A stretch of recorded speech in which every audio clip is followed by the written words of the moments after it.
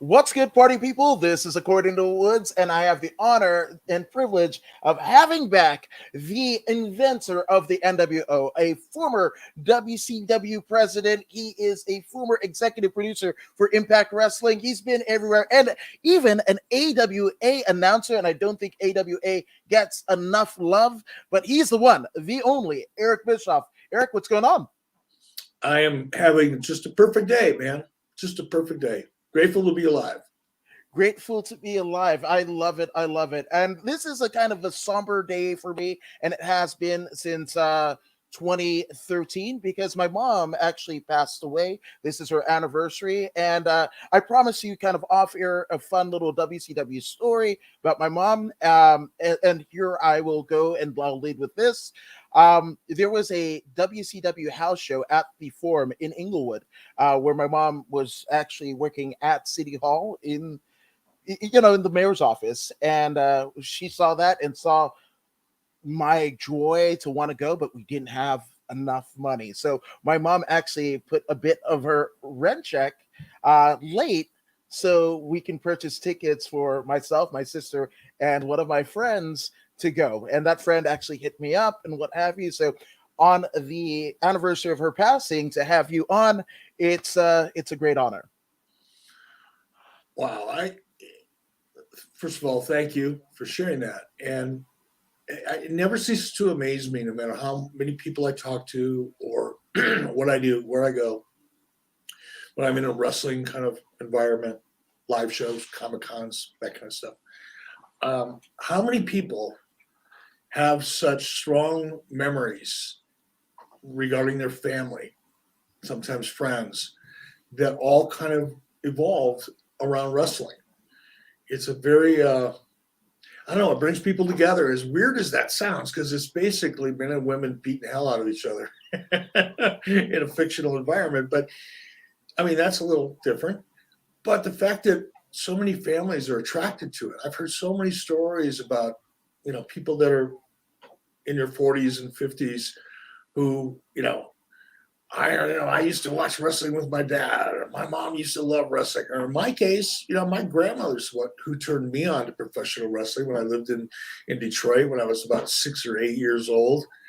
Her name was Agnes, so Grandma Aggie, which is probably why she was so mean, because she was born, it's kind of like the Boy Named Sue kind of thing, only for a woman. Mm-hmm. But her name was Agnes, and she was kind of cranky. That's a good way of saying it. There you go, Grandma. But that's the one thing that, when she was around, when she lived with us, because she lived with us like half the year, then she'd go live with my uncle for half a year, and then she'd come back. But when she was in our house, man, that was the only thing my grandmother and I did together, is watch wrestling. So thank you for sharing that. It's just grateful. Thank you.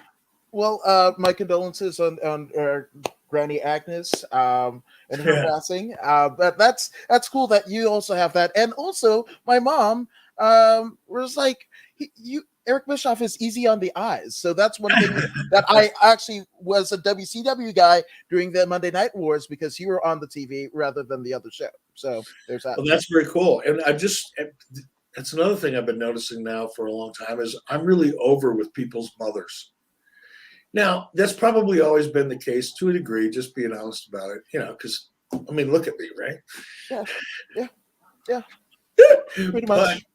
But what I've really noticed is now I'm meeting people that are in their 40s or 50s saying, oh, my mom really digs you. And I'm thinking, okay, pretty soon I'm going to have my own version of the Golden Guys. Hey, that's a good idea, actually. The Golden Guys. I think so. A bunch of ex-wrestlers and wrestling people, have three of them living together in an old folks home and see what happens. Well, oh my gosh! No, there's a Varganya troop and how that. I know. As I was saying it, I was hoping nobody would pick up on that, but I knew you would. I should have. Yeah, I'm the AW guy. You just proved it beyond any shadow of doubt. Now, Mick Mac, yes, he says, I thought Eric was cool until he buried cheese and pineapple.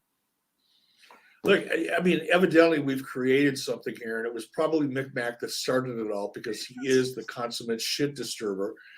And here I'm watching on my social media. I mean, there are people taking this shit really, like, seriously. Mm-hmm. It's like I told them they had an ugly child or something. Yeah. People are getting pissed. But I'm not moving. I'm not moving on this. You know, there was a Greek philosopher named Epicurus who, through his teachings, many people believe that the key to quality in life and in everything you do isn't necessarily quantity, it's the quality. And in the case of a good hamburger, if you've got a great ground beef product, not that horse shit that you get on sale at some big box retailer, I'm talking about really good quality ground beef. And by the way, if you hear somebody say, oh, that's corn fed is not good quality ground beef. Cows were not built to consume corn.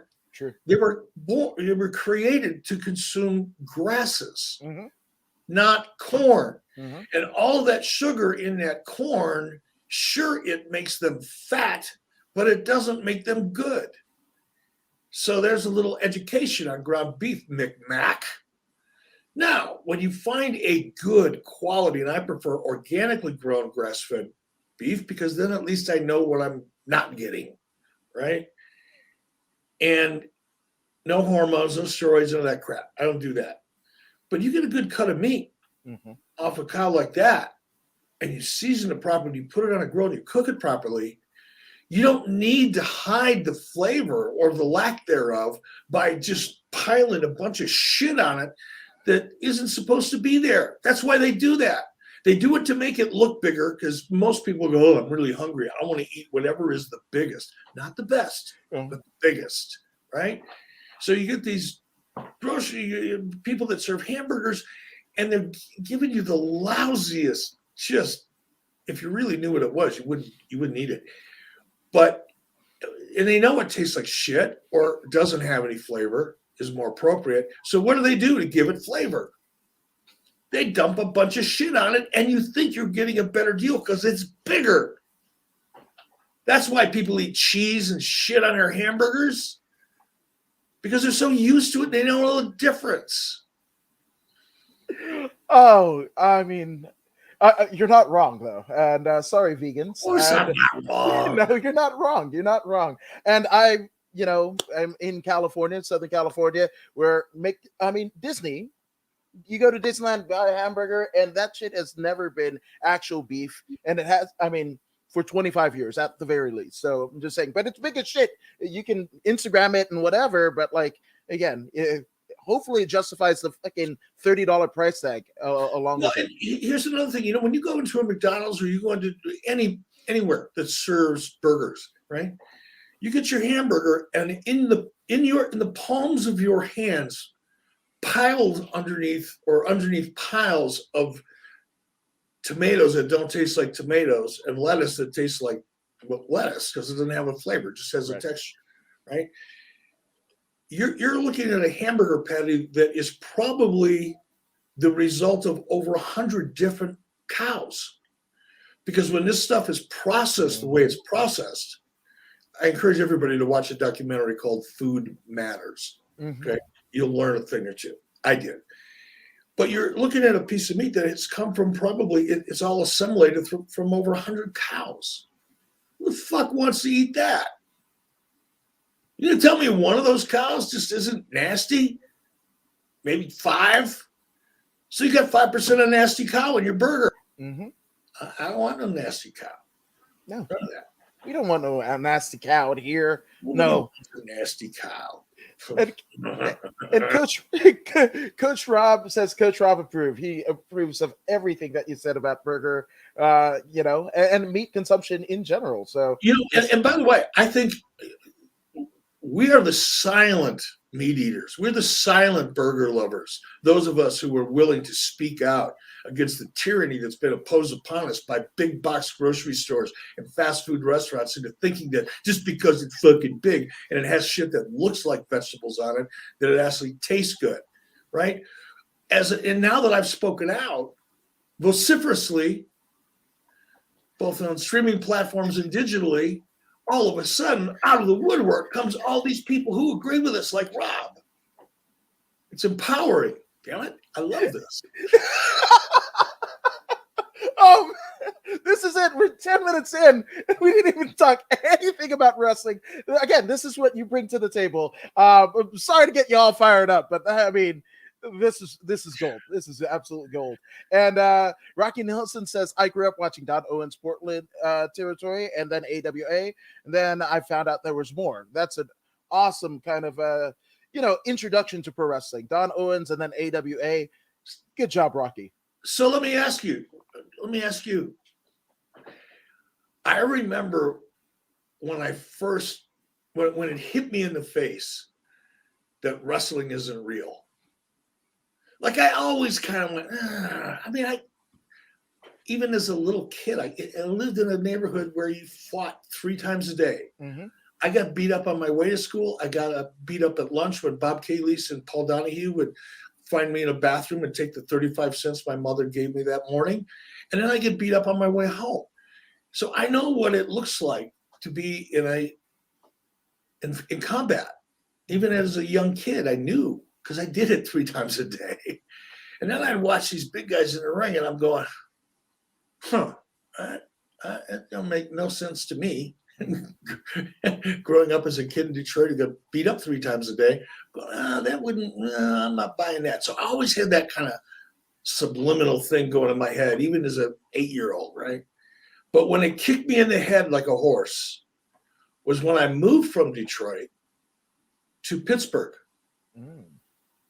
And then all of a sudden, Dick the Bruiser or whoever it was, the world heavyweight champion at the time in Detroit. Now, this is before cable, for those of you who are in your teens and 20s and even 30s. All of a sudden, I moved to Detroit. I moved to Pittsburgh. I know I've got another world heavyweight champion. Who's this Bruno Sammartino cat? How could he be the world heavyweight champion when this guy's a world heavyweight champion? That's when I went, I didn't think to myself, well, this isn't work. But putting it into the context of this conversation, I was like 10, 12 years old. I went, this is fucking work. In my head. Mm-hmm. In my head, I said, I didn't want Grandma Aggie to beat my ass because I ruined it for her. I kept it quiet. I kayfabe Grandma Aggie. So yeah, there you go. Absolutely. So I mean, I'll give you a kayfabe response. I guess the kayfabe response would be, "It's still real to me, damn it." There you go. Right. But actually, Harley Race is kind of there because the it's still real to me, damn it. Back in 2011, right after my dad had passed away, I went to Wrestle Reunion at the LAX Sheraton or Marriott or what have you, and Harley Race in a wheelchair.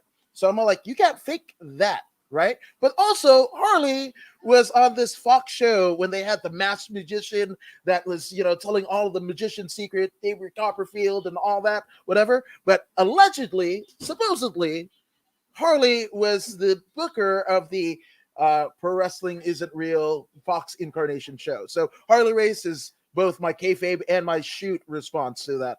That's what I knew. Very cool. And I just wondered, that'd be a good topic for a conversation at a Top Guy weekend or something. It's like, what was it that finally put you over the top? Because I think as kids, we all that grew up watching wrestling as kids, we're probably all in that phase where I don't really think, yeah, maybe, but wow, these 2 guys really hate each other, right? We got sucked in. Mm-hmm. And as kids, and each one of us, I'm sure, had that moment and you could feel it creeping up on you when you went, I don't know. It would be fun to have that conversation in a group of people and see how many, came to that reality and at what ages or stages of their fandom. Yeah, absolutely. I think there's a certain mortgage guy in Alabama that might create an entire dialogue on just that. And that would be for Top Guy weekend. So again, Top Guys, you know where it is. I like that. Actually, I may just steal our own idea here and use that for the subject of our podcast. Yeah, no, 100%. Let's do it. When did you know it's not real? But also, I'm of a generation of Power Rangers and, guys on the street that were like, I don't know if you've seen them, like the McDojo on Instagram or whatever. Yeah. The guys with the one touch and guys that throw, flying 30 feet and whatever the fuck. So I'm like, that's also why I didn't get into martial arts because I was like, they're all fucking fake, but wrestling, that's real.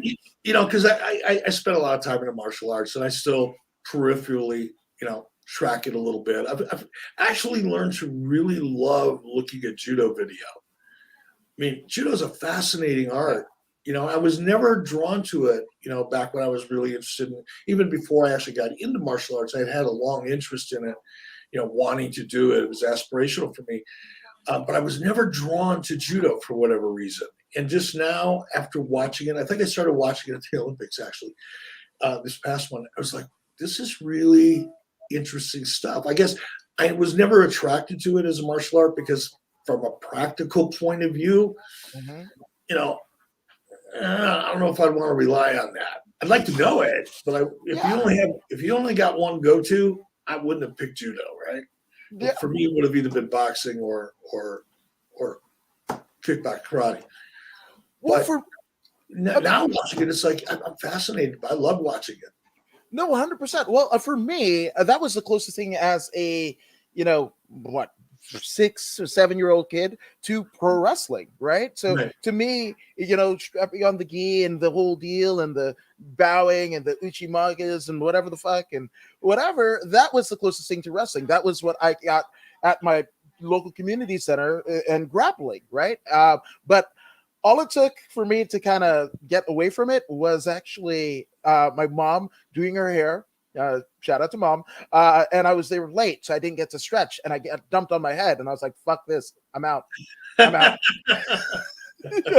Which, funny enough, I think 30 years later, almost 30 years later, I end up at a MMA gym, and the coach wants to start going, judo takedowns before you get to the ground and submit, right?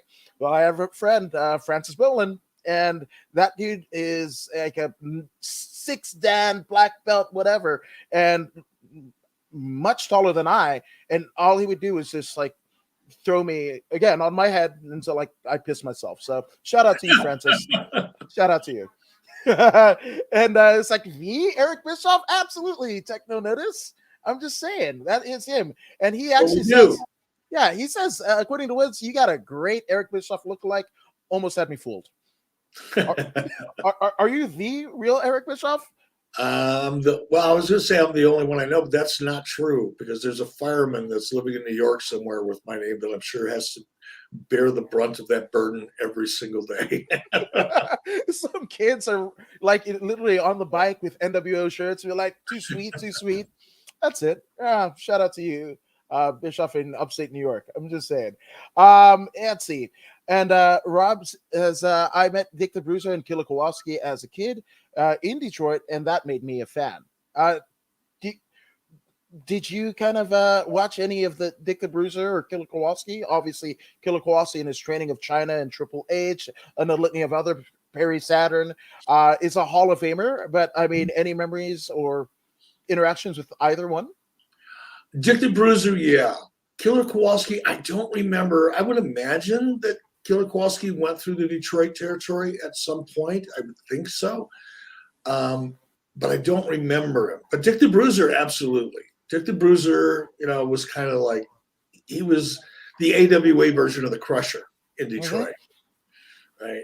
So, and I think, eventually throughout the Midwest, and I think they probably tagged together, competed against each other, whatever it was. But yeah, Dick the Bruiser, definitely. The Sheik, the original Sheik, definitely. Those are the two that I remember the most. No, 100%. And it's funny. I believe, and I'm sure George Ramosi will throw me over coals if I get this wrong, but I want to say that Killer Kowalski was actually in one of the Slamborees. I can't remember which, but I want to say that was the first time that I even heard the name of Killer Kowalski. That could possibly be. I don't remember everybody that was there. I think that was in 1993, and I really wasn't. I was still more of an announcer. That might even been before I was made executive producer. I'm not sure, but I think you're right. I think you are. See, I made George Ramosa proud. Yes. He's like a walking, talking encyclopedia / prosecuting attorney as you're sitting on this. I want to know. What did I? Do I have an attorney here? Is there somebody that, I don't know, even watches a little bit of, law stuff on TV? Mm-hmm. Because Yeah, I'm getting grilled here and I need some help. absolutely. You need to hot tag somebody for sure. Jayshell Nicole of bodyslam.net, where this is actually streaming as well, says Americans take their pizza and burgers seriously. 100%. Do you agree? Jayshell, I not only agree, I may get another tattoo somewhere.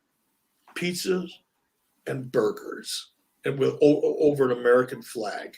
Ooh. I can see the T-shirt now.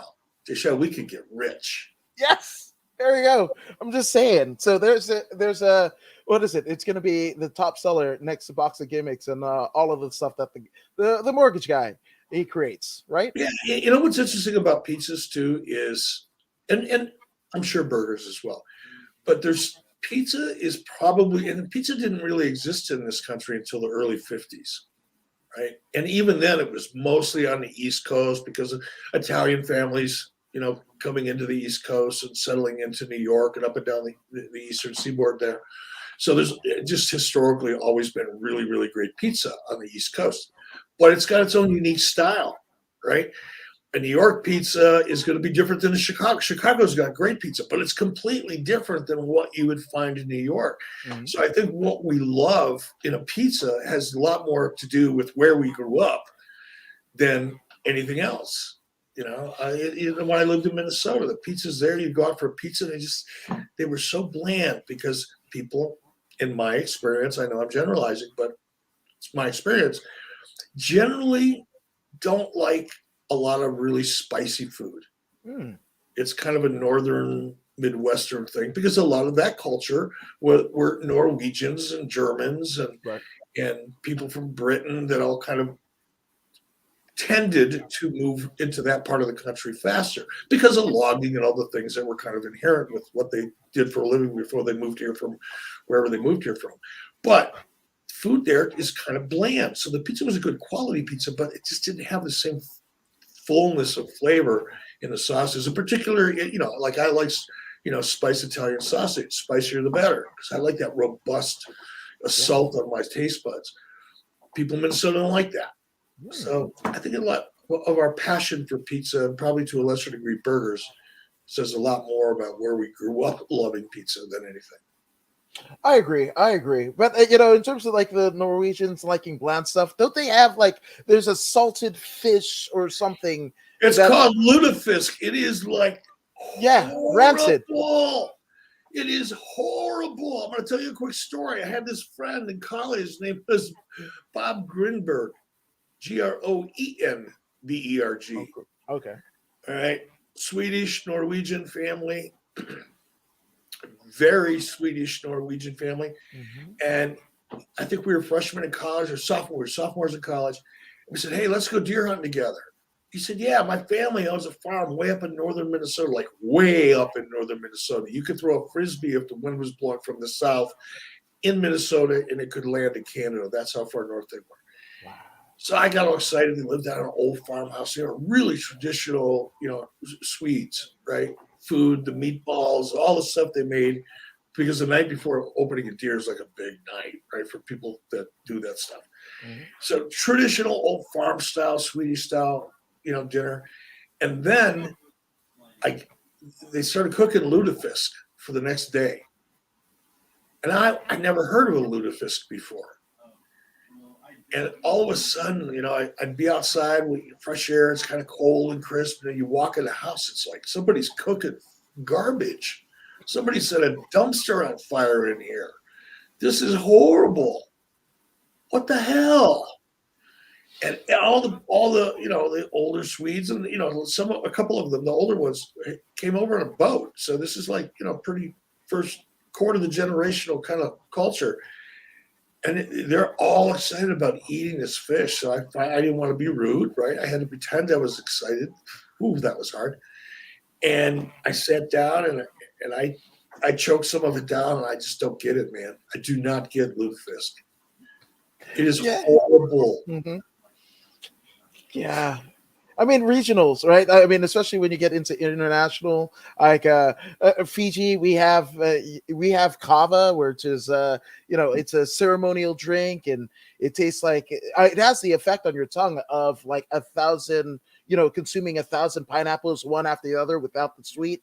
Ooh. But also, you might see the devil. Like that's the way we get that. But No, it's my wife, trippy. It's yeah, trippy.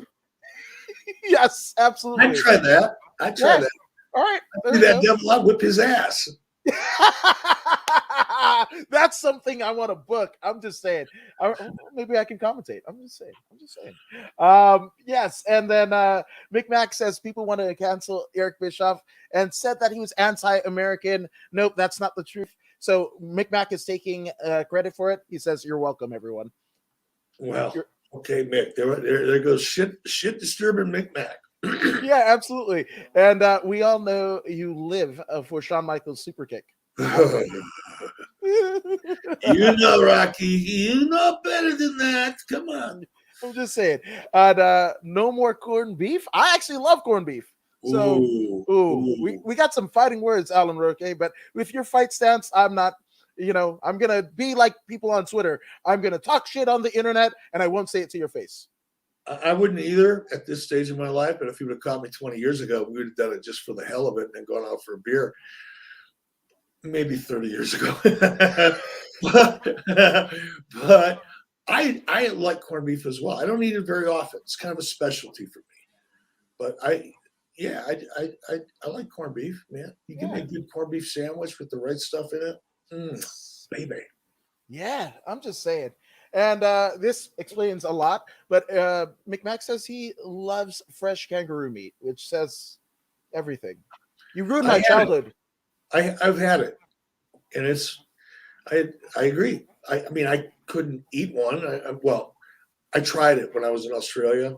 Both my wife and I did, Mrs. B, and we both were, it's actually pretty good, but I'm never going to eat it again because I can't get the image of a kangaroo out of my head. Yeah. Now, in Australia, they're considered rodents, really. Yeah. They're everywhere, right? Or they used to be. So people in Australia have a different view of them than people here in the U.S. or North America, where we don't see them. The only time we see them is in movies and commercials, and in a kind of animated human way.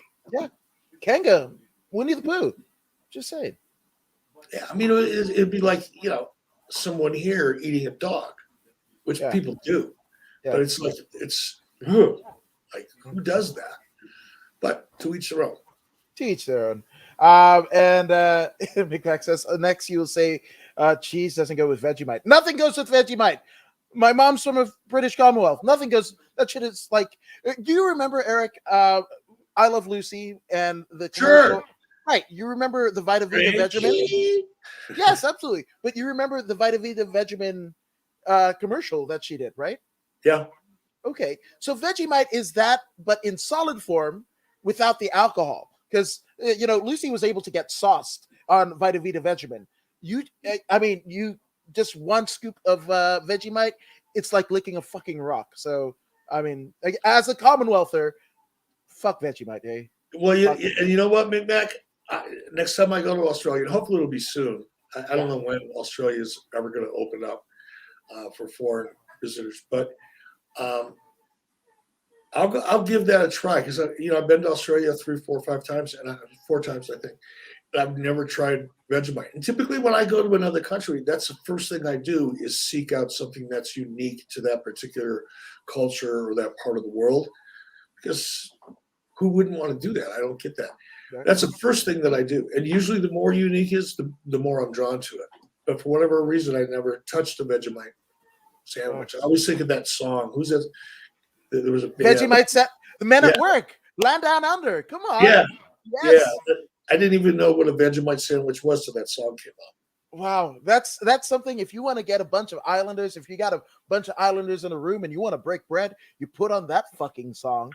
You was hey, Land Down Under. Yeah, that's it. It unites us. No matter Tongan, Samoan, Fiji, and Solomon Islands, doesn't matter. You will be over like Rover if you put on that song. You saw that. Yeah, absolutely. ask him what color socks he's wearing, and ask him if it was a difficult choice of the socks that you chose to wear today. Was it difficult? Are you wearing socks on Eric Bischoff? First of all, I'm wearing socks. I don't care how hot it is outside. I don't care what I'm doing. The only time I don't wear socks is when I'm in the shower or if I'm on a beach somewhere. I cannot stand walking around without socks on. Yeah. It's a weird thing that I have. I see people do it all the time. I see guys walk around wearing thongs. Are they tongs or thongs? The things that go on your feet, not on your ass. Oh, flip flops. Yeah. Flip-flops, yeah. Yeah. And things that go on your feet, not on your ass. I can't. I've tried it, and it drives me nuts. So I'm wearing socks, and they're almost always black socks. Almost always, unless I'm working out. There you go. I've got a couple pairs of colored, dress socks in my drawer, left over from Connecticut. Uh-huh. I had to have something to go with my suits, right? So I got some wacky looking shit because colors and patterns and shit that looks actually like holiday socks are kind of like in right now. So I got a bunch of those in there, not a bunch, but some. But I would say 90% of my sock inventory is black. Wow. Okay. Johnny They're Cash. not dress socks. They're not. I hate dress socks because Yeah. that's really close to not wearing any socks at all. At all. I do not like that. It's almost like nylon. I don't want to be able to read the logo on the inside of my soles of my feet. Mm-hmm. Right. So I have a thicker, heavier black sock that I wear primarily. Absolutely, especially with a Wyoming winter.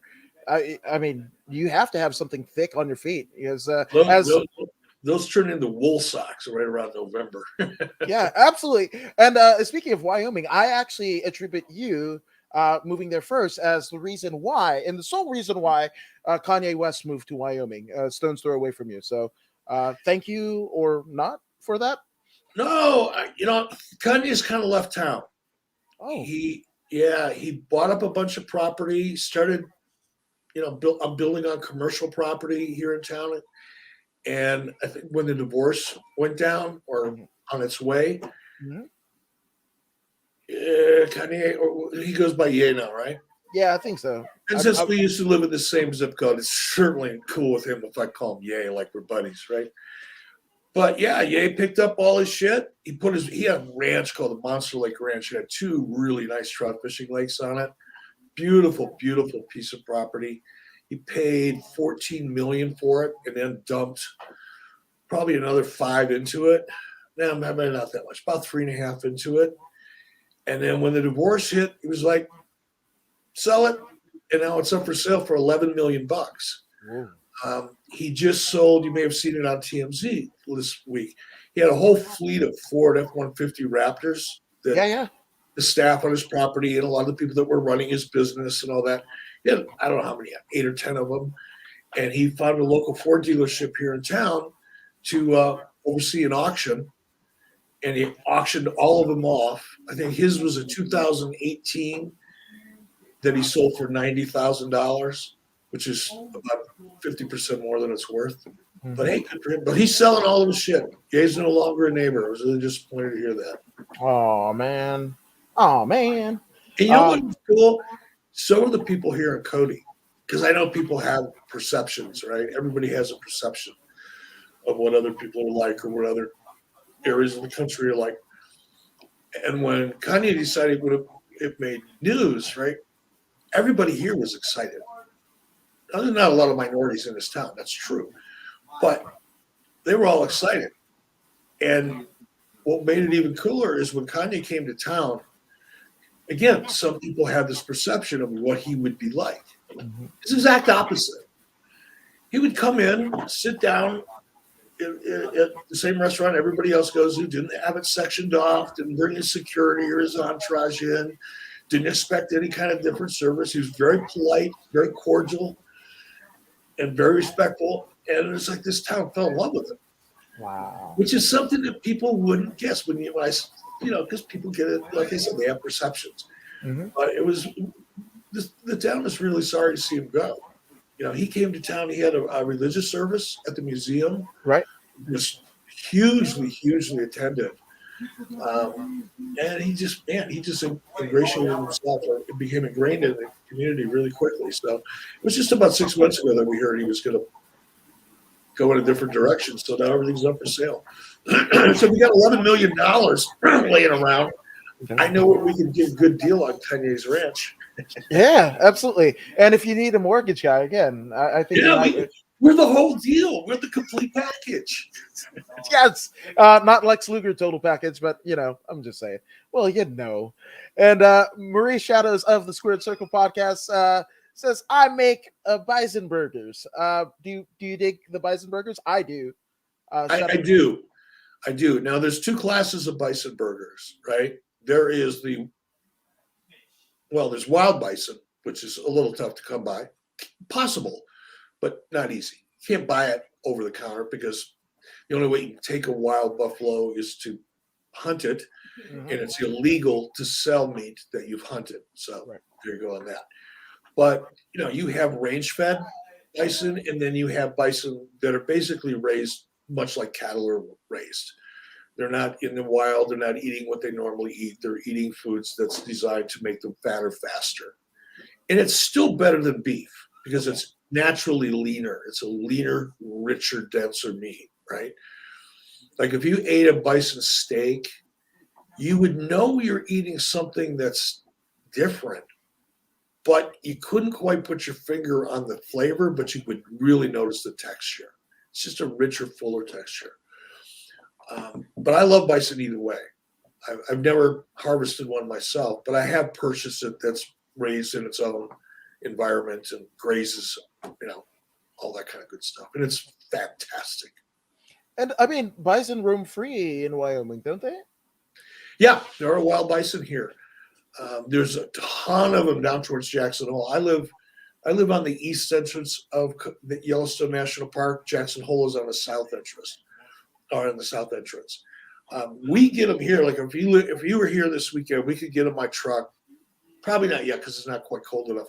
But in another month or so, once the snow starts really getting heavy in Yellowstone National Park, then the elk move down, or excuse me, the buffalo and the elk move down closer to the lower areas because there's more food available to them. And they those same bison that are in the park, 9 months out of the year, are now wandering down the highway. So yeah, there's a lot of wild buffalo here. Ooh, what is it? Make me a home with a buffalo room? Isn't that what you and Mrs. B did? Yeah, kind of, sort of, right? Right on. Good deal. And Alan Roque says this guy's cool as hell. Yeah, right. You're cool. I think you're cool. Just saying. Well, I'm glad to hear that. Yes, absolutely. And Rocky Nelson says Impossible Whopper. What does that mean, Impossible Whopper? Have you had an Impossible Burger? Oh, fuck no. Come on. After listening to me go on and on and on about burgers, why would anybody think that I would?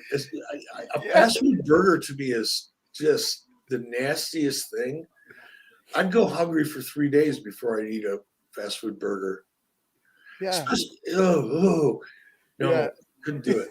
Yeah, home of the slopper. There you go from Coach Rob. And Andrew Pacino says, "I'm a fucking spitting fire," to use like a Kanye West terminology, but grass-fed beef for life. Absolutely. For life. There we go. Right? Absolutely. Now, and yes, and we did go with the socks. And what happened with Mat Rats? Yes, I want to hear this. I don't really know. And people have, ever since I showed up there, one night and decided to check it out, that turned into, I'm an investor, I'm this, I'm that, I'm involved, I'm the booker, whatever. And none of that was even remotely close to the truth. There was a group out of Calgary. Right. The guy's name, there were two guys. I don't remember one of them's first name was Graham. It might have been Graham Kent. I don't know. I don't think it was Graham Kent. But anyway, his name was Graham. And he called me up and said, "Hey, got this thing going on. It's really like professional wrestling, but it's really targeted towards preteens and teens. It was a Right. much younger. Imagine if MTV produced a professional wrestling show, a good one. What would that look like, right? And I said, well, that's an actually very interesting idea. Very interesting. So he flew me up to take a look at it. And of course, being a good promoter / TV producer, he made sure that pictures of me and video of me and my then partner, Jason Hervey, made the rounds because he wanted people to think he was taking the next big step. And somehow that, the narrative on that I became a big part of it, but I wasn't. I stayed in touch with Graham. I think he tried really hard to get that project off the ground. And I did like the project that's the first time I met Harry Smith. Yes. Was at Mad Rats when he was like 12 or 14, whatever he was. But eventually it never got any traction. I'm not sure I know why, but it was a cool idea. Yeah, absolutely. I mean, I think that was the first time a lot of us heard of the Hart Kids. I mean, that weren't in the business. The general consensus of people that were wrestling fans, heard of a Natty, a Teddy Hart, Tyson Kidd, all of those guys and gal was through Mat Rats. So that was my first introduction. I was like, oh my God, there's Hart Wrestling Kids. As much as I love the Hearts already. I mean, my son's name is Owen, right? And I was like, oh, and they've got kids? Awesome. Like, and then it just fizzled. Actually, now that we're talking about this, because this is something I fairly rarely even comes up in conversation, but thinking back on it now, as I described to you when I went to that event, it was kind of a showcase, right? They were trying to get me involved, right? So it was like, here's what we got, here's the product, because they didn't have a television pilot or anything at the time. And thinking back on it now, had the people at Mad Rats had enough funding, because like everything, that was their biggest challenge. The concept was really, really viable. Nobody was doing anything like it. And the wrestling style that I saw was probably much more like the style that you see today than the style of wrestling that you would see in the early 90s, mid 90s, even late 90s. It was faster paced. It had a lucha vibe to it in terms of the athleticism and the pace, the way it was being presented. Mm-hmm. That was 25 years ago, 20 years ago. So I think had they had the funding and the right partners, I wasn't the right partner for that project. That thing should have gone. I wish Fusion Media would have took a hold of Mat Rats. You could probably buy it today for about $40 in a case of beer. Yeah, there you go. I mean, I'm just saying that might be a nice little investment to make. Eddie Torres just hearts just about and bodyslam.net. Cassidy Haynes says, I got drunk with it. It's still real to me. Damn it, Dave, last week at WrestleCade. So it's still real to me, damn it, Dave? I think his first name is Dave. Yeah, I think his first name is Dave for sure. But in terms of what he's known for, it's still real to me, damn it. I can make a GIF of that and send it to my friends. It's real to me too. It's just real in a different way. Mm-hmm. Yeah, absolutely. I actually have a question. Now, in terms of the women's revolution, right? That gets a lot of love, and as well it should be, females wrestling. But I almost want to say, with the emergence of obviously one of a person that you love so dearly in Becky Lynch, but even the indies where you've got Renegade Wrestling out in Scotland, Glow, Shine, Shimmer. You, much like the cruiserweights, were the first to kind of realistically feature women's wrestling with obviously Medusa, Akira Hokuto, Bull Nakano. So what do you, do you think that you're getting left off of one of the pioneers for featuring women's wrestling on a national and international front? Do you think you kind of get left off in terms of your inclusion? I really don't. I don't feel that way about it. I mean, we brought in some of the high-profile Japanese talent because of the relationship that we had with New Japan, and my desire to give our show a more international, kind of broader vibe than just typical, wrestling the way we saw it in the 70s and the 80s and early 90s. I wanted it to feel different. I wanted to educate the world that, hey, wrestling's not only cool here, but guess what? It's so popular that it's popular here and it's popular there. And the way you do that is by bringing that talent in. But, I think my intentions were really, really good and they were big. But the truth is, I didn't really execute on it that much.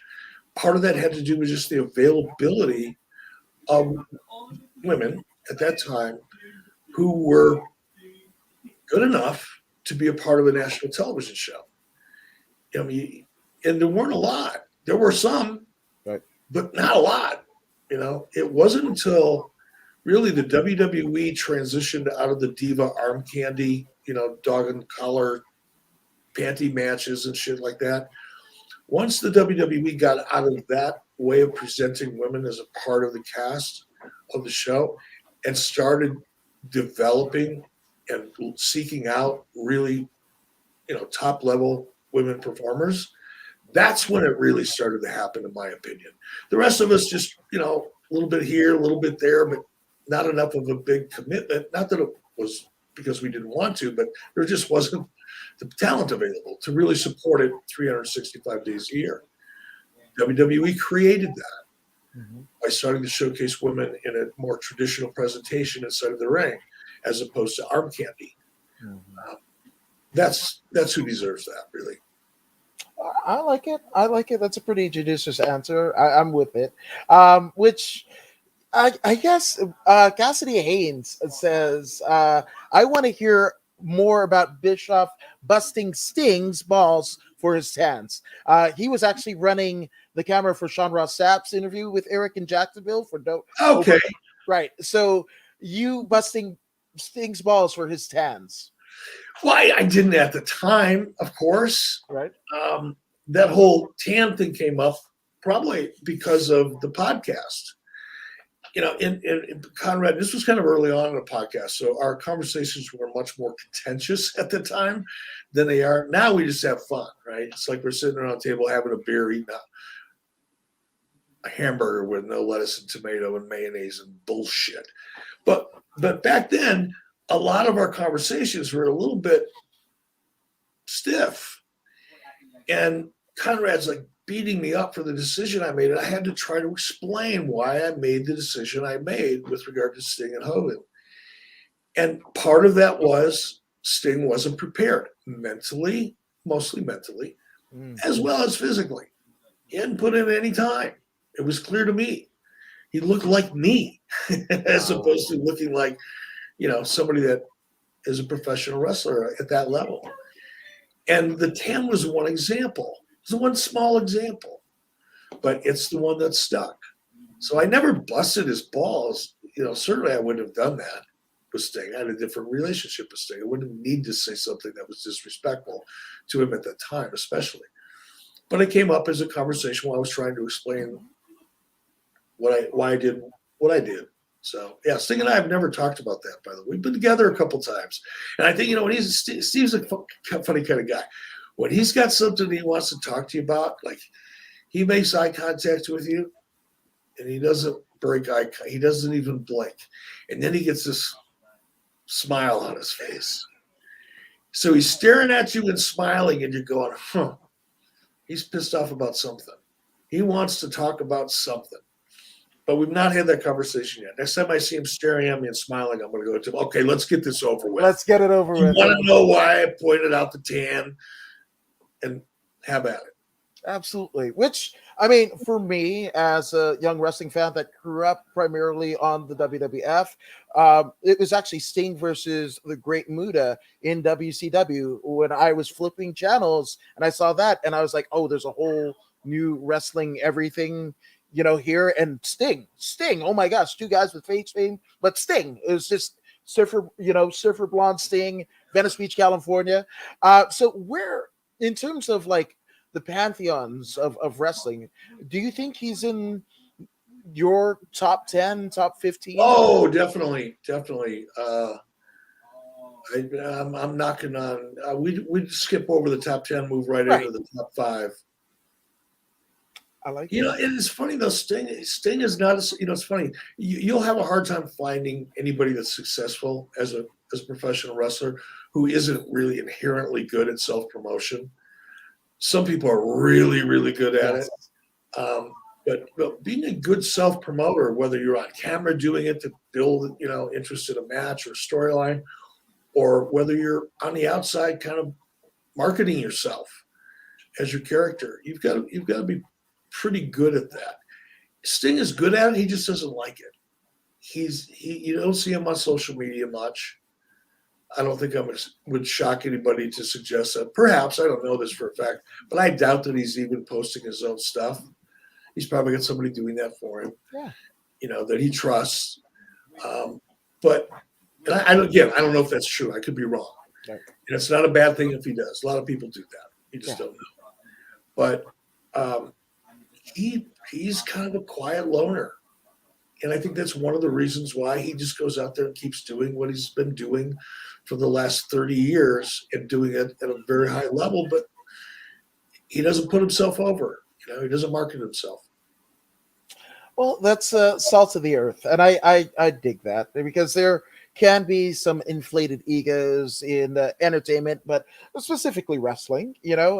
Virgil tried to hit on my mom. Fuck that guy.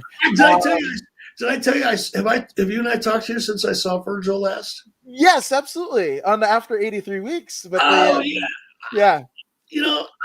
I kind of dig Virgil, because I'm not sure if this is all just a work or if he's really as goofy as he comes off. I don't know. But he was so happy when I saw him. He came up, he had a smile from ear to ear. He brought a gift for me, a really nice gift, a photograph. And we just shot the shit. And he's just and I watched him because he was a couple tables down from me. I was watching him with the fans. Now, great, he didn't get a lot. It was like him, Scott Hall, and myself, and a couple of the ladies that were with us. And, he didn't get a lot of traffic, but God, he had fun with those fans. And they had fun with him. It's like they're kind of buying into this version of Virgil that we see on social media. They're just having a blast with it. Oh, that meets us. Yeah, he comes up with the weirdest shit. It's funny though, right? It is. I mean, but again, it's a bit of drama. But, did I tell you the Virgil story? Yeah, and I know he hit on your mom, and I probably feel different about him if he hit on me. But I'm just looking at the guy today. Today is pretty cool. There we go. Okay. Maybe he might get an olive branch from me on social media, or I might be blocked. There's that. And NWA Bad Blood says, Adamus, man, I'm not a 20+ year veteran of the ring such as you yourself, and I didn't create the NWO such as Eric, but I appreciate it nonetheless. And Yazbeat says, hey, Adam, I just wanted to say hello, and I have a question for your guests. How did the idea come up of bringing Lucha Libre into WCW? Well, much like the conversation we were having about women's wrestling, and, because there were a number of, really amazingly talented women wrestlers in Japan. There just wasn't as many here in the States. Yeah. So at that time, I wanted to, as I was suggesting earlier, make WCW and Nitro in particular feel like a more important show than our competition. Right. Again, how can I be different than them and at the same time make ourselves feel more important? And I firmly believe that bringing Japanese talent over, bringing talent over from the UK, bringing talent in from Mexico, and giving us a more international composition as opposed to not, that was the reason for it. And truthfully, I had just begun hearing about Lucha Libre and the success it was becoming in Southern California in the, I'd say 93, 94 era is when it first started landing on my radar. So I'm thinking, oh wow, I mean, this would fit nicely. It checked all the boxes that I had at that time.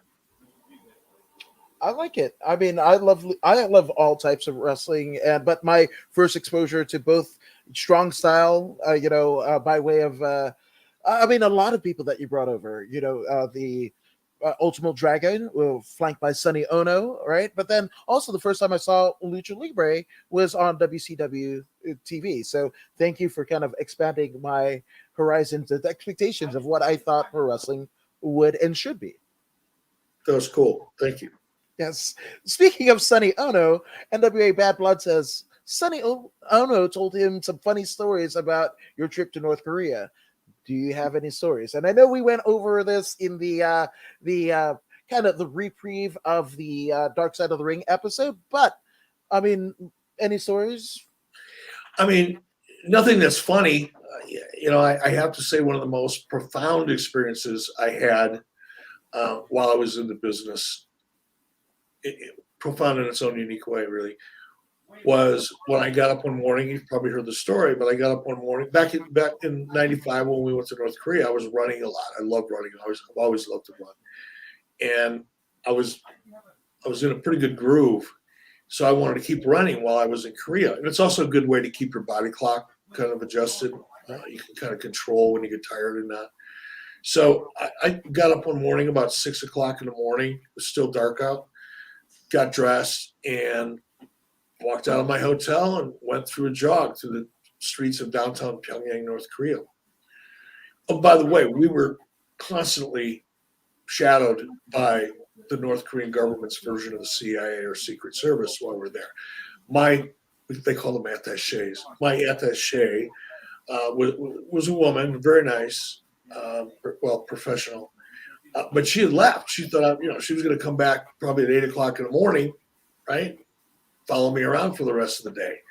But I left. I'm sure she didn't think that I'd get up at 6 o'clock in the morning when it was still dark and decide to go for a jog in downtown Pyongyang. Probably never occurred to her, but it did to me. So I did. And I had on a pair of red sweatpants and a yellow shirt or a bright green shirt, whatever it was, vice versa. Now, I'm 5'10", 5'10 and a half. At that time, I weighed about $180. So I just decided to go running. I'm running through downtown Pyongyang. And at that time, I was running about 6 or 7 miles a day. So about halfway through, the sun starts coming up. And by the way, there's nobody on the streets. Nobody. No birds, nothing. No birds, no squirrels, because they eat all that shit, because this country's been starving forever. So you don't find any, cute little bunnies running around. They got ate a long time ago. So I'm realizing how weird it feels to be in a city that's as big as Pyongyang, right downtown, and not seeing a living thing. It was like going for a jog on the set of a movie. It's weird. Now, the sun's coming up. All of a sudden, the city starts coming to life. And the first thing I see is people just pouring into the sidewalks, and they're all wearing, mostly, I'd say 90% of them were men, and they're all wearing either a dark blue or black suit with a white shirt, a blue or black tie. They all look like business people, but they're not. A lot of them were like factory workers, but you wore your suit on the way to work, and when you got to work, you put on your working clothes. And when you got done working, you took off your working uniform, put on your suit, and walked home.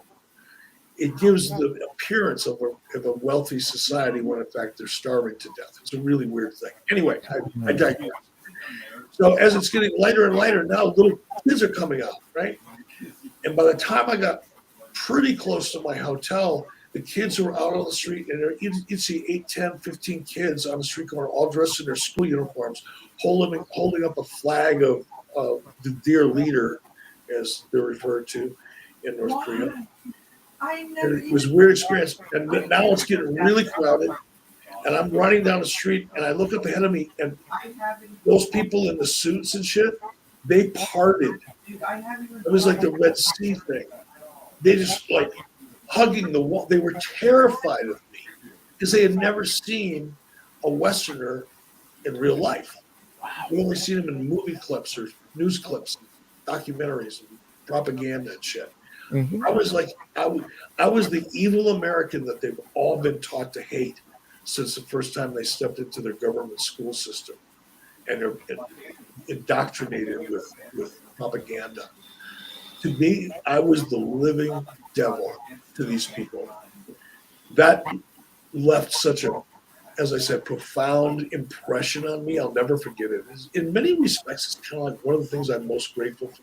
Not the most, but I'm very grateful for in a sense of it really opened my eyes to things that I didn't think existed anymore. Right. It's bizarre. I can't really even explain it. But I've never seen terror in someone's eyes. I've seen fear. I've seen anger. I've seen some fun stuff, but I've never seen terror. Terror is kind of freaky, bro. Ooh, I've got chills. Not to make light of it, but that dressing to work and what have you. That kind of seems eerily reminiscent of a WWE conduct policy where everybody had to show up in suits. So I don't know. Maybe I hated that.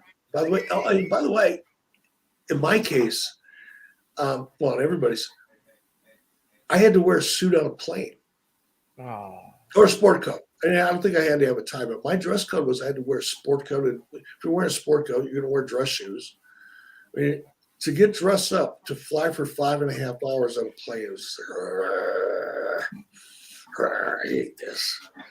But I did it. I was a good soldier. Well, we thank you for your service. That's amazing. Now, and Marie Shadows actually worked for the WWE Network for the most enigmatic 3 months that I've ever heard of any company anywhere and what have you. So she also, I thank her too for kind of taking one for the team to handle the Titans at Titan Towers. Yeah, I can't. It's a rough gig.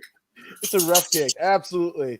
Now, keeping it light, Ronnie Roberts says, I've been watching wrestling for over 30 years, and when WCW was around, it was my favorite to watch, especially when the NWO took off. Now, Eric, is there somebody that you wish you could have signed to WCW that wouldn't sign with you? No. Nope, not one person. It was really the opposite. There's so many people that wanted to come to WCW for about a year and a half, 2-year stretch, that it was more of a question of, I may be interested in somebody, but we just can't bring any more people on because you can't utilize them the way they want to be utilized. And then, so you bring in a reasonably high profile piece of talent, and because they're available, you bring them on, and then they sit around for a couple months and nothing's happening, and it creates other problems. So we had too many people wanting to come over. Yeah, no, that makes sense. That makes sense. It, again, is reminiscent of some other company right now. I don't know. Well, and I know you're referring to AEW, and I've said this. I think going out and acquiring some of the best talent in the world is absolutely a smart move. The thing it's not a downside. The thing you have to be aware of is those people are going to want some TV time and meaningful TV time. Mm-hmm. They're going to want to be in meaningful stories.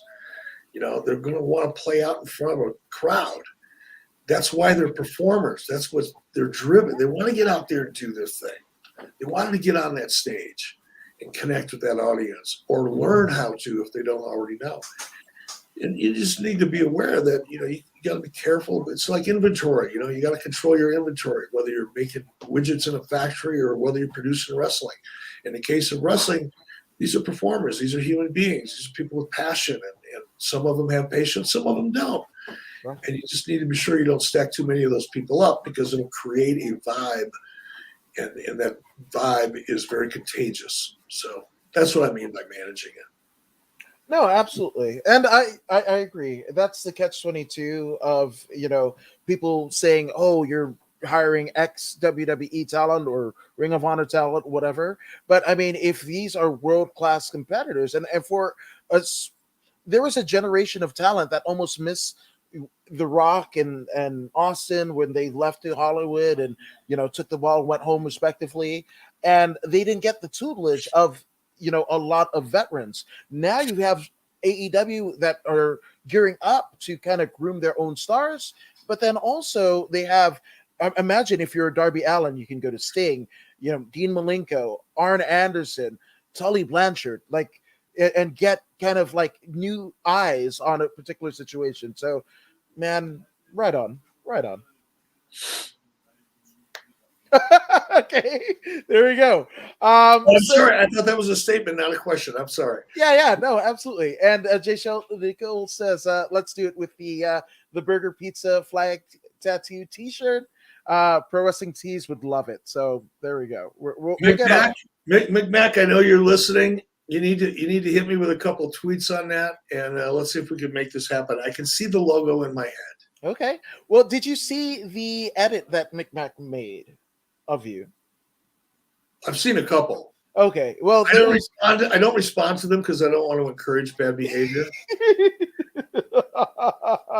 Yeah. So there's that, but no, I think it could be an awesome design.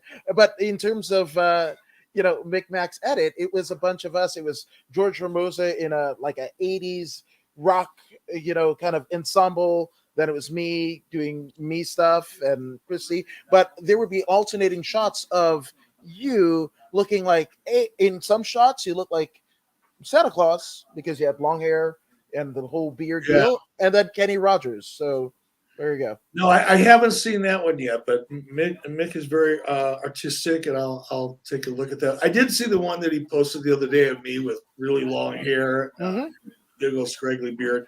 I kind of looked like a cross between, who was the guy that played the dude? Oh yes, Jeff Bridges. Yeah, I looked it was a cross between Jeff Bridges and Forrest Gump. And when he was in his running. Yeah, absolutely. Yeah. So I did show that to my wife, and I jokingly said, "Hey, I don't know if this is that. This might be a good idea. This could be a good look because I like to change my look up every once in a while." And she looked at me and said, "Not if you ever want to have sex with me again." Yep. I'm just kidding, honey. I'm just kidding. Yeah, absolutely. That's a wash. I'm just saying. Speaking of estuaries and stuff like that, Marcos Martinez says, "Greetings, Adam. Can Eric tell us about fly fishing? I've never been. And do you have any tips?" I don't really. My only tip would be, if you've never been fly fishing before and you have an interest in it, find somebody who's really good at it. If you live in an area where there's a trout fishing guide service, for example, and trout fishing isn't available everywhere. Some states it's easy, you have easier access than others. But whatever kind of fly fishing you want to do, whether it's trout fishing or even on a lake, go find somebody that's really good at it, because I think fly fishing is a little bit like golf in that it's body positioning, it's the way you hold your wrists the right way versus the wrong way. It's the rhythm that you need to have. That's the technical part of it. And then the actual fishing part of it is learning, the types of flies that you should be using given the types of conditions that you're in, or the what time of year it is. What kind of a flow are you looking for if you're river fishing, or what kind of depths are you looking for if you're in a lake? There's just a lot of nuance and stuff to learn, and you're not going to pick it up, learning it on the job, so to speak. So invest a couple $100, find a really good coach to take you out just once or twice. That's all you need, is once or twice, and then build upon that. Read about it and watch videos. That's my tip. There you go. I like it. It's a weird one, but Rocky Nelson says, "What is the scariest thing a fan has ever done to you?" I had a Seth Rollins type incident. Mine turned out a lot better than his did, though. I saw the guy coming. I didn't do a thing. I never laid a hand on him. I saw him coming. He jumped at me. It was like in a scene in a movie. I just ducked down. He went right over the top of me. And I think it was Scott Norton and half a dozen other guys got a hold of him. I never touched him. I literally, unless he touched my back as he was getting flipped over me. And it wasn't like I didn't do anything. It wasn't like any kind of a defensive maneuver. I just ducked. He went right over the top of me because the timing was right. He was in midair as I was ducking. And then I think there's video of it out there somewhere. I've seen it recently on the WWE network. But Scott Norton got a hold of him first. Can you imagine that? Ooh, Scott Norton? Hell no. I'd rather play across the 405 in traffic. Like, that's no. I don't want to. No. Scott Norton, no. No. Yeah. And of course, at that time, it's like, ooh, open season. Mm-hmm. This is like free for all Friday. Yay! Let's get them, guys. But I don't think he laid a hand on me or body part on me. That's the only time. The other one that happened, I guess it didn't happen to me necessarily, but I was making an entrance. We're somewhere in New York, I think, or New Jersey. I think we're in New Jersey. And this is NWO's hot. It was probably late 97 or so, maybe early 98. People are still really amped up about it. Probably 97. And I remember the venue. It might have been Continental Arena. It was a big arena. And we have our NWO entrance. It was just Hulk and I at the time. I come out and I'm doing the thing, and I turn around and I'm doing this thing, and I turned around again. I did this thing. And as I'm standing there, I see this thing coming at me from my peripheral vision, from way up here. And we had just stopped, and I looked up, and it was a full bottle of beer, still had the cap on it. And it came from way up high, so it had some steam on it. And it went right by my face, maybe a foot and a half in front of me, and then splashed on the concrete floor. And I thought to myself, you know what? This shit's getting a little dangerous out here. Yeah. If that would have hit either Hulk or I in the head, or worse, a fan, somebody in the crew, I would have felt horrible about that. And that's the scariest kind of physical thing that ever happened. That makes sense. And as somebody that was on the board and, had a say or more than a say in WCW's dealings, that's kind of a horrid situation because, again, if a crew gets hurt, there's probably going to be a lawsuit or some, time off the road at the very least. And that person is just not in good shape. So that's never fun. Yeah, no, it was scary. It was not so much I wasn't worried about litigation would have happened had somebody gotten hit and hurt, as it should have. Right, absolutely. But just the idea that it could happen. Because up to that point, people throw garbage. I got hit with, the worst one I ever got hit with was tobacco spit. I'm up in the ring. I'm in the middle of a promo. But by that time, people start throwing garbage in the ring. Secretly, in my mind, I'm counting money, right? We got so much heat. This is great. But I'm in the ring with somebody, and I get hit in the head, right? Like on this part of my head, almost in the face, but still up in my hair. And I was, Coke, whatever, Sprite, whatever. And then after about, 20 seconds, I'm going, oh, somebody hit me. They were sitting there watching wrestling, spitting their chew in a styrofoam cup and threw it and hit me in the head with it. Freaking nasty. Yeah. Oh. And I've heard some, stories of Mexico, of people throwing, like, literally pissing in, like, cups and just throwing it and what have you, which I take a hard pass on that one. Yeah, absolutely. Which keeping with the NWO, Tyler Van Kill says, favorite moment from the NWA days. I don't not a moment specifically, but a period of time. I think late 96, a couple of months after we, created the NWO, everything changed so quickly. Mm-hmm. In a great way that I didn't appreciate it as much at the time as I wished I would have, because at the time, you're doing it, you're in the middle of it, you're kind of on a treadmill, you're living day to day and week to week. And at least for me, when I'm living like that and on that kind of a roll, taking time to appreciate things isn't high on the list, right? You're just doing it. But man, that was a fun time. That I would say 30 or 60 days after we launched the NWO, that's because it was also new. It was like, holy shit, this is really working great. Mm-hmm. And that was the first time I had ever experienced success in wrestling. You know, when I broke into wrestling for Vergani and the AWA was on its way down. They were already down. They were the Right. patient that, you know, the doctor says you might want to consider, you know, pulling that plug because there's no way the patient's going to get any better, and you're kind of torturing it in a way. That was AWA when I got hired. And then I went to WCW, and WCW wasn't successful when I got hired. Right. So I had never really experienced what anybody would consider success in the business until I launched Nitro. And it started before the NWO. It started in 95. We were competitive with WWE immediately. Right? So there was a sense of, okay, well, at least we're not embarrassing ourselves every week. But man, right after NWO hit, those first 2, 3, 4 months were really exciting because that was like the first time I had ever experienced success in wrestling. Well, kudos. And now, you know, you've got probably, you know, kids in elementary school now that are wearing NWO shirts, and you know who you are. And heck, I mean, even John Cena in the COVID era WrestleMania, he rocked a NWO shirt. I mean, did you dig that? Yeah, I did. Bruce Pritchard called me because, you know, Bruce knows me pretty well. He said, he texted me, he didn't call me. He said, hey, dude, you got to watch WrestleMania. So I think there's something there you're going to like. I was like, Bruce, I don't know, man. I got friends coming over. This is going on.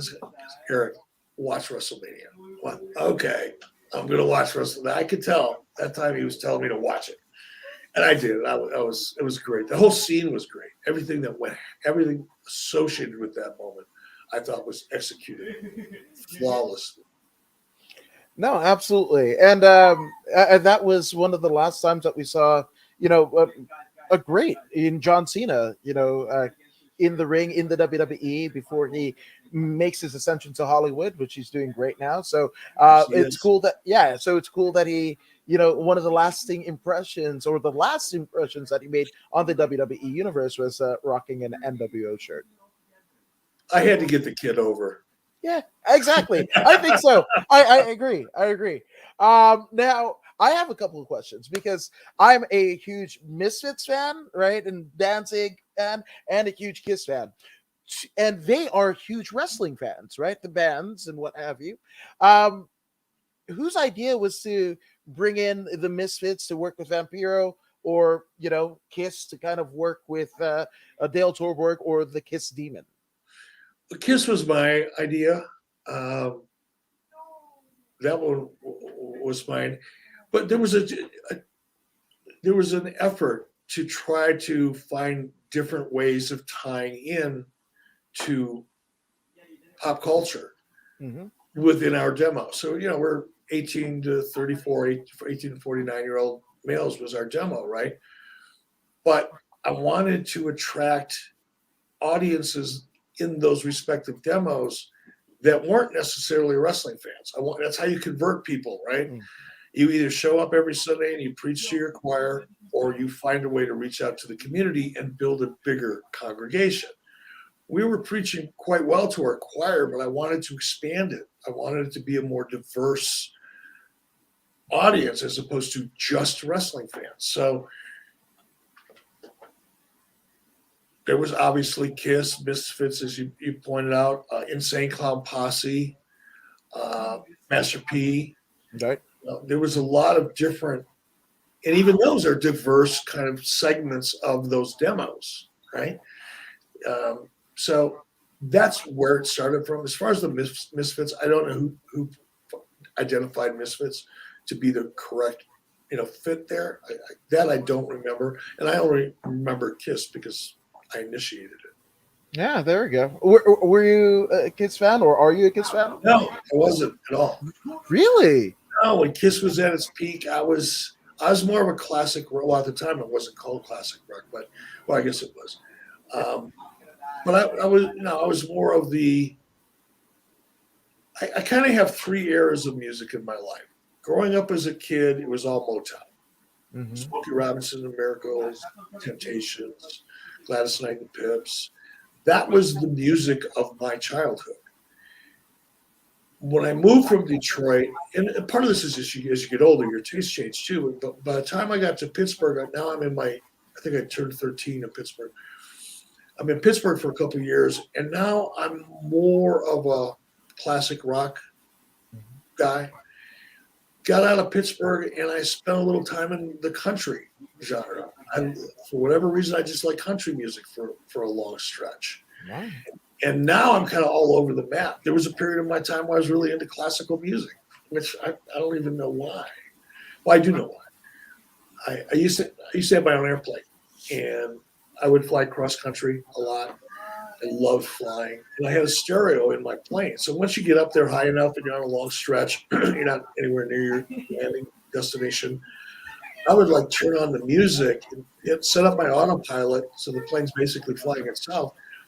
I'd hit my stereo, and I was piping in classical music in my headsets while I'm cruising above the clouds, and it was a really cool vibe.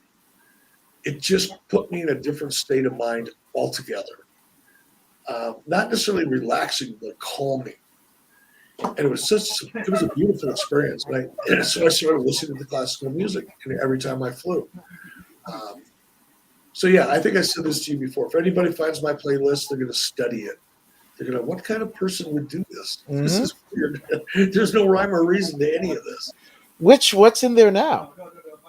Everything that I just described to you. I still have a pretty solid Motown playlist, and I'm talking about Motown from late 50s throughout the 60s. I started getting out of Motown about the 70s because it changed. There was a period of time when even in Motown, you started getting a little bit more of the electric vibe, mm-hmm. as opposed to a traditional soul vibe. Yeah. You know, it's like, what was it? It was a Temptation song. Shack. It was about a shack. It was basically a drug den. Right. But it was really, they started, interjecting, kind of an electric, guitar vibe that had more of a poppy feeling. So I started getting out of it a little bit then. And I come back to it because it's like food. It's like comfort food. We all revert back to what we remember enjoying at a certain stage of our life. So yeah, my playlist right now is every. There's all kinds of different music on it. I like Celtic music. Like if I'm in the gym, which happens occasionally, I got some rock and Celtic music that just motivates the shit out of me. Wow. Okay. Either going to work out or take over a small community. I made it work. It worked for the Irish. I'm just saying, And Cassidy giving us a little bit of context. He said Vampiro told us about the Misfits idea in the interview that we did with him. And he says they were actually playing across town, and he went over and asked if they would come over. So I love that. I'm sure if that's a story, it's true, which I think that's cool as shit, right? Yeah. That's when wrestling's fun. It's spontaneous, improv. That's what's missing in wrestling. A lot of it to me is just everything is so cookie cutter. It's just cookie cutter. That's not the point. No, absolutely. And our friend Josh Eternal says, yes, more Bischoff. I'm a proud Bischoffian. Which is that what you would call your fans, the Bischoffians? Huh. I haven't yet, but I kind of dig it, Josh. Yeah. I'm kind of digging it. Oh, what's that? That's like 2 Pro Wrestling T-shirts exclusives that we got on this show, right? Yeah. We're capitalists here. We're creating opportunity and wealth. I love that.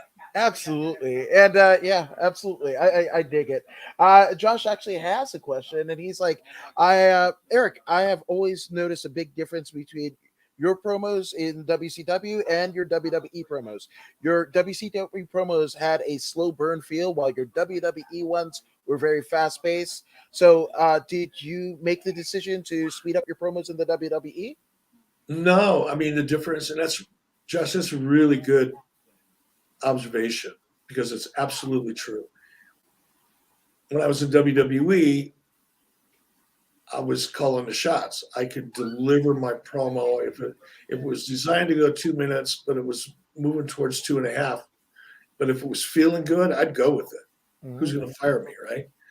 So, so I had the ability to flow with it a little bit differently. I could take my time to react to the audience. And Josh, that's such a good question because it sets up a perfectly good kind of critique example. I for the most part, there's a handful of people in WWE that can do a great promo. Actually, there's probably a lot more people that can do a great promo. We just never get to see it because those promos are so scripted, not necessarily in the talent's voice all the time, but in the writer's voice or in Vince's voice. Therefore, they don't feel natural. And there's a time limit on it. You know, if when you're in WWE, if you're walking out the door and you're told you got 2 minutes for this promo, you better not come in at 2 minutes and 45 seconds or you're going to have heat because that show is timed. It's a live show and it's time. Your extra 35 or 45 seconds now has to come out of a match. Okay, where does it come out? How do we communicate that to the talent? You know, it's a chain reaction. But in WWE, we didn't have that. We were more improvisational. And we had to adjust in other ways. We had to shorten matches up. Sometimes we'd eliminate something. We'd drop an interview here because it really wasn't that important to the show, but that's a really good promo. You're kind of shifting on the fly as you're flying. That was redundant. But that's the difference. In WWE, the words are written for you, and you have a lot of time, and you're a complete idiot if you take more than that. And that's the difference. And it comes off. People feel it at home. The difference between something that feels real or organic and something that feels overly scripted. No, 100%.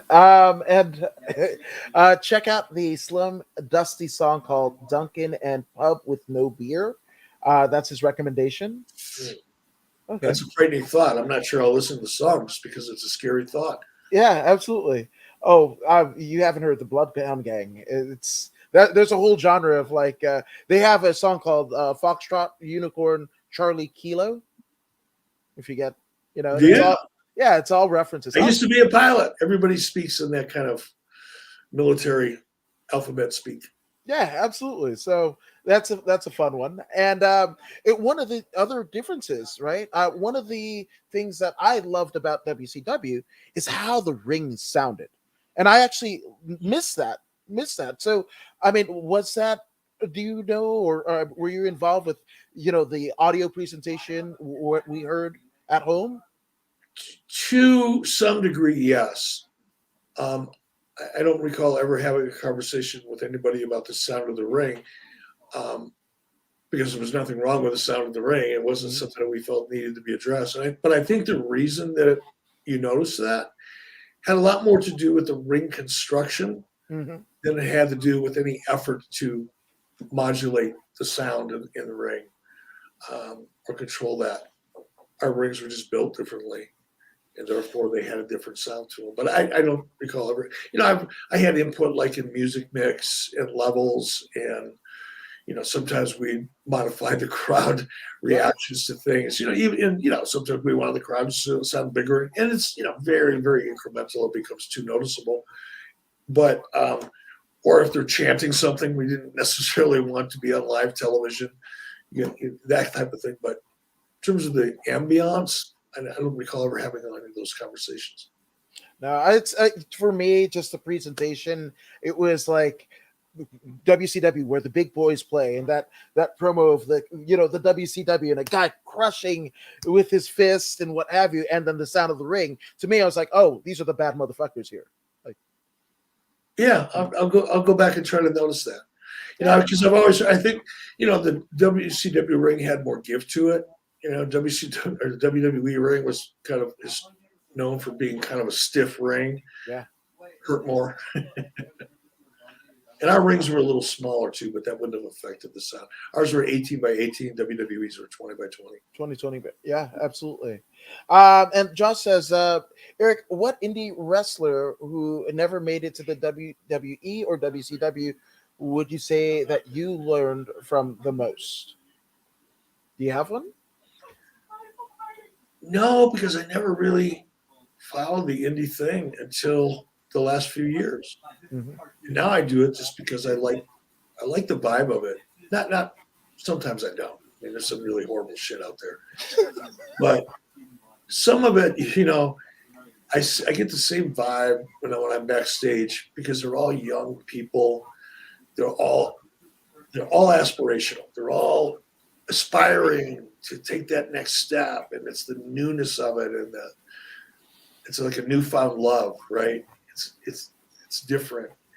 I dig being around that vibe. It reminds me of when I was in the AWA because it was small and intimate, and not very fancy, but there's a certain charm to that too. Oh yeah. What indies are you watching right now? Oh, I haven't been to an indie show in a couple of years. Well, since pre-COVID. Okay. I do a lot of well, not a lot, but I do several times a year. I'll be invited to make an appearance at an indie event, and whoever that may be that have reached out to me, those.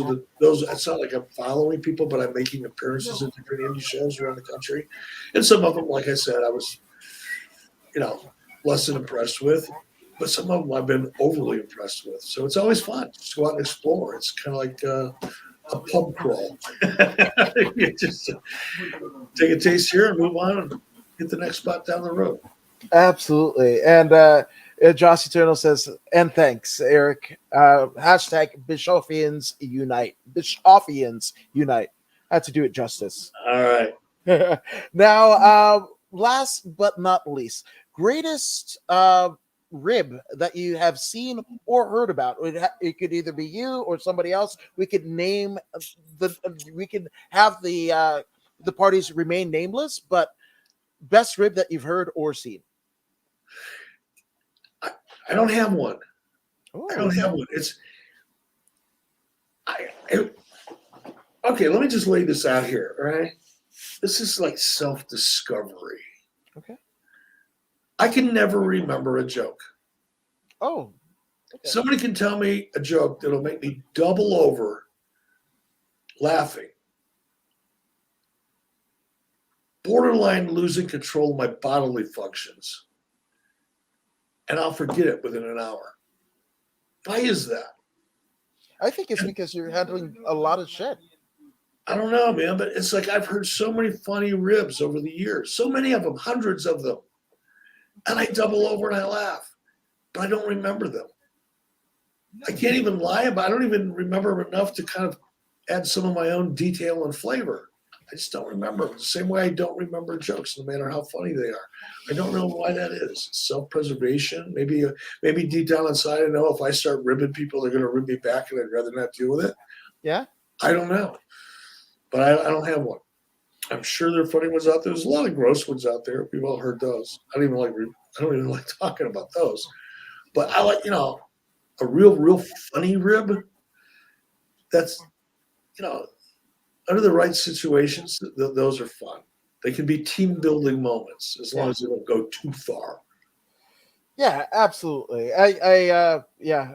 Once you start shaving off people's eyebrows and what have you, it's not cool. And also, for over 83 weeks, you were a president of a company. You were the boss. So you go ahead and rib you. Bye-bye. Yeah, nobody ever did. And I can say that now because, back then, if I would have come out and said, like, at 98 or 99, I'm the president of this company, nobody's going to rip me. Guess what? Yeah. Guess what? Right. Which Justin Vick says, don't feel bad, Eric. I forget movie spoilers and song lyrics and names of my family even. So don't feel bad. Yeah, and now I just blame it on old age. So I don't feel bad about it. I blame mine on COVID. It helps me a bit. So yay. There you go. But Eric, you have been great. You guys here have been awesome. Thank you guys for doing this. Thank you for joining us. And to get more of Eric, adfreeshows.com is where you go to get everything. All the social medias are right down below in the description. So I linked it. I kind of learned a thing or two from one Steve Kaufman. So bam. He's a wizard. Yes, he is. He might even have a hat to boot. So there you go. But thank you guys for joining us. If you haven't already done so, go ahead and like, share, and subscribe to the According to Woods podcast on Facebook, YouTube, Twitch, and even Twitter. Eric, you're subscribed, right?